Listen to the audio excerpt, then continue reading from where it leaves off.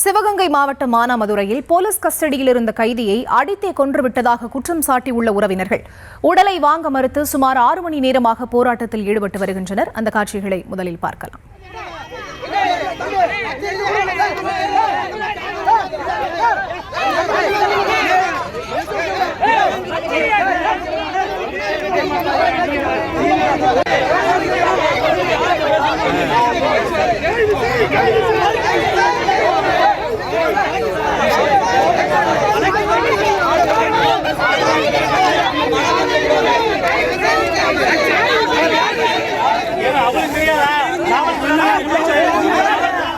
விவரங்களுக்கு இணைகிறார் எமது செய்தியாளர் மகேஸ்வரன். அவரிடம் பேசலாம். வணக்கம் மகேஸ்வரன், இந்த சம்பவத்தோட பின்னணி என விவரங்களை பதிவு செய்யுங்க.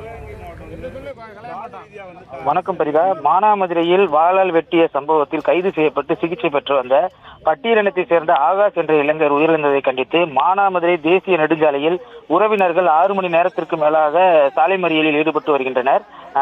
மானாமதுரை விசாரணை கைதிய ஆகாஷ் உயிரிழந்த சம்பவத்திற்கு காரணமாக போலீசாரை கைது செய்ய கோரியும் கோஷங்களை எழுப்பியும் மானாமதுரை தேசிய நெடுஞ்சாலையில் உறவினர்கள் சாலை மறியல் போராட்டத்தில் ஈடுபட்டு வருகின்றனர். வருவாய்த்துறை மற்றும் காவல்துறை அதிகாரிகளுடன் நடைபெற்ற பேச்சுவார்த்தை தோல்வியில் முடிந்த நிலையில் 6 மணி நேரத்திற்கு மேலாக சாலை மறியல் போராட்டம் தொடர்ந்து நடைபெற்று வருகிறது. வாகனங்கள் மாற்றுப்பாதையில் இயக்கப்பட்டுள்ளது.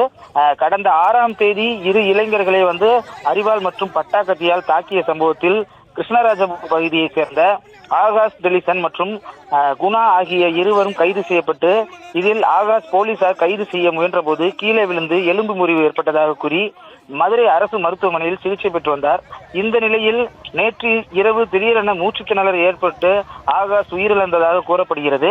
இந்த நிலையில் போலீசார் தாக்கியதால் தான் ஆகாஷ் உயிரிழந்ததாக கூறி அவரது உறவினர்கள் மற்றும் பெற்றோர்கள் சமுதாய அமைப்பினை சேர்ந்த 200க்கும் மேற்பட்டோர் மானாமதுரை வழிவிடுமுருகன் கோவில் அருகே மதுரை ராமேஸ்வரம் 4 வழி தேசிய நெடுஞ்சாலையில் காலை முதல் சாலை மறியல் போராட்டத்தில் ஈடுபட்டு வருகின்றனர்.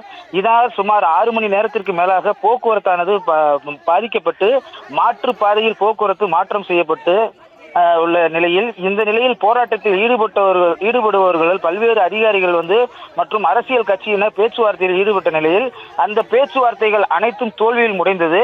விசாரணைக்காக அழைத்து சென்று போலீசார் கைது செய்ய வேண்டும் என கூறியும் மறியல் போராட்டத்தில் தற்போது வரை ஈடுபட்டு வருகின்றனர். இதனால் மானாமதுரை பகுதி முழுவதும் பரபரப்பான சூழல் நிலவி வருகிறது. மேலும் ஏதேனும் அசம்பாவிதம் ஏற்படாத வண்ணம் மானாமதுரை பகுதியில் இயங்கி வரும் அரசு மதுபான கடைகள் மற்றும் தனியார் மதுபான கூடங்கள் முழுவதும் அடைக்க மாவட்ட ஆட்சியர் உத்தரவு பிறப்பித்துள்ளார். பரிதா, விவரங்களுக்கு நன்றி மகேஸ்வரன்.